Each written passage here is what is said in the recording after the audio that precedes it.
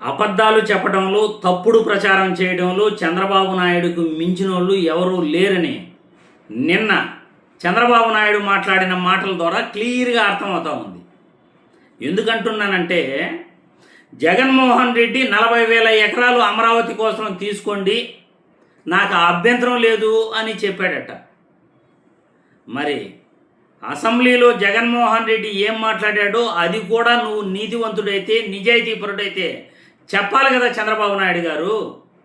మరి నువ్వు ఆ మాట నువ్వు ఎందుకు చెప్పలేదు చెప్పు.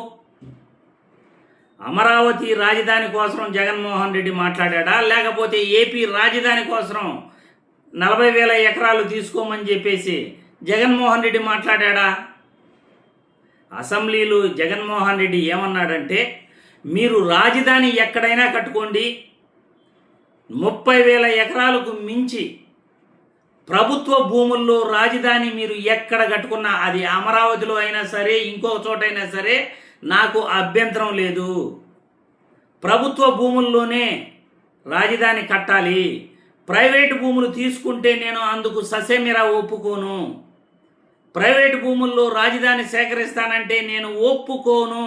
ప్రభుత్వ భూముల్లోనే రాజధాని కట్టాలి అని క్లియర్గా అసెంబ్లీలో జగన్మోహన్ రెడ్డి చెప్పడం జరిగింది. కావాలంటే రికార్డులు చెక్ చేసుకోండి, ఉంటాయి కదా గతంలో రికార్డులు. అసెంబ్లీలో జగన్మోహన్ రెడ్డి ఏం మాట్లాడాడని, 40,000 ఎకరాలు మీరు అమరావతి కోసం తీసుకోండి, నాకు అభ్యంతరం లేదు అని జగన్మోహన్ రెడ్డి అలా మాట్లాడలేదు.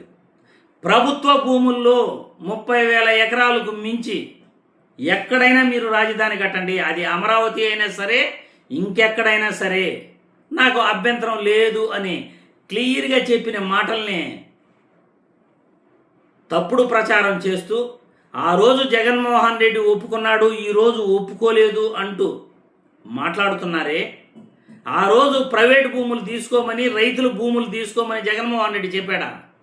3 పంటలు పండే భూమిని నిర్దాక్షిణంగా రైతులను బెదిరించి వాళ్ళ దగ్గర లాక్కోమని చెప్పాడా జగన్మోహన్ రెడ్డి? ఎక్కడ చెప్పాడో ఒక్కసారి మీ దగ్గర రికార్డులు ఉంటే చూపించండి, చూస్తాం.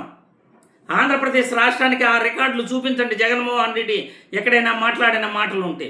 తప్పుడు ప్రచారాలు మీరు చేయటంలో మీకు మించిన వారు లేరు చంద్రబాబు నాయుడు గారు. మీరు తప్పుడు ప్రచారాలు చేస్తారు. మీరు మాట్లాడిన మాటల్ని మీ అనుకూల మీడియాలో పదే పదే వేసి చూపిస్తాయి. మీ అనుకూల మీడియా చూసి మీ టీడీపీ నాయకులు, కార్యకర్తలు తప్పుడు మాటలు మాట్లాడుతారు. తప్పుడు ప్రచారాలను ప్రతి చోట కూడా వాళ్ళు ప్రచారం చేస్తారు. ఇంతకంటే దౌర్భాగ్యమైన, నీచమైన తప్పుడు ప్రచారాలు ఇంకోటి ఉండవు. నిజాలు మాట్లాడటం మీకు తెలియదు చంద్రబాబు నాయుడు గారు.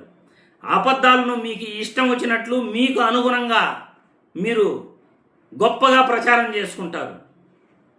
వేరే వాళ్ళపై మీరు తప్పుడు ప్రచారం చేయటంలో మీకు మించిన వాళ్ళు ఇంకొకరు లేనే లేరు.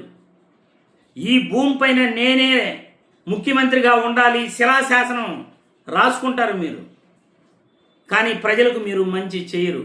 మీ వల్ల ప్రజలకు మంచి జరగదు. మీ వల్ల ప్రజలకు మంచి జరగదు. మీరు ఏ రోజు ప్రభుత్వ బడుల గురించి కానీ, ప్రభుత్వ ఆసుపత్రుల గురించి కానీ, ప్రజల కష్ట సుఖాల గురించి కానీ, రైతుల గురించి కానీ, విద్యార్థుల గురించి కానీ, శాంతి భద్రతల గురించి కానీ ఏ రోజు పట్టించుకోలేదు. ఇంత అధ్వానమైన పాలన ఇంకెక్కడ కూడా దేశంలో లేదు. అందుకే రాష్ట్రంలో శాంతి భద్రతల విషయంలో 26వ స్థానంలో మనం ఏపీ పోలీసులు ఉన్నారని కేంద్ర ప్రభుత్వం ర్యాంకులు రిలీజ్ చేసింది. మీ అబద్ధపు మాటలు, అబద్ధపు ప్రచారాలతో తప్పుడు ప్రచారాలు చేయకండి. జగన్మోహన్ రెడ్డి మాట్లాడిన మాటలు అమరావతి గురించి మీరు తప్పుగా ప్రజలకు ఎందుకు ప్రచారం చేస్తున్నారు? అంత పెద్ద వయసులో, 78 సంవత్సరాల వయసులో మీరు ఇలా తప్పుడు ప్రచారాలు చేసుకుంటూ పోతే భావితరాలు మిమ్మల్ని చూసి ఏం నేర్చుకుంటాయి చెప్పండి?